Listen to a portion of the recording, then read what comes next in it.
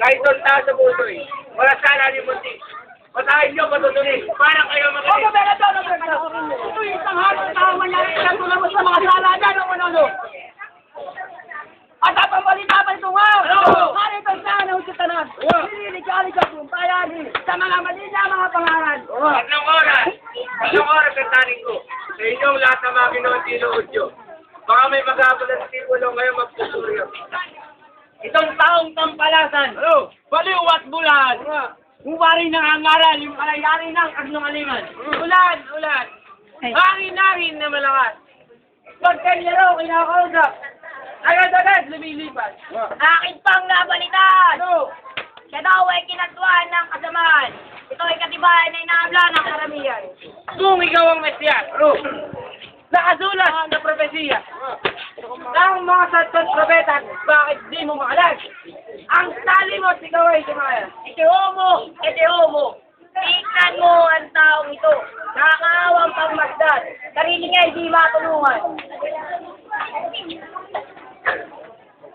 Kristo, ba't di gawin sinabay ang patong ito? Ba't ito'y nagawa mo? Kaming naririto ay lulod at sasamba. Kung talagang ikaw ay paang at tunay na maalam, sabihin mo kapag Juan, ang sayo ay tumampan. Hindi ka ba naaawa sa iyong sarili?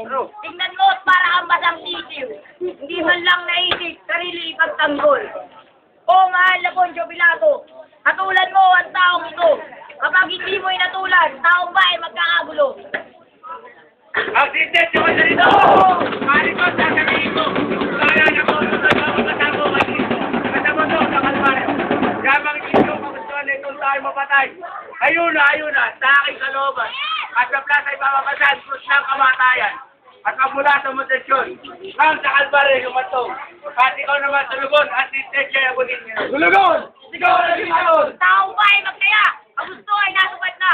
Ang hatol ni Pilato dito sa taong Palamara. Sa krus ay iba-iba.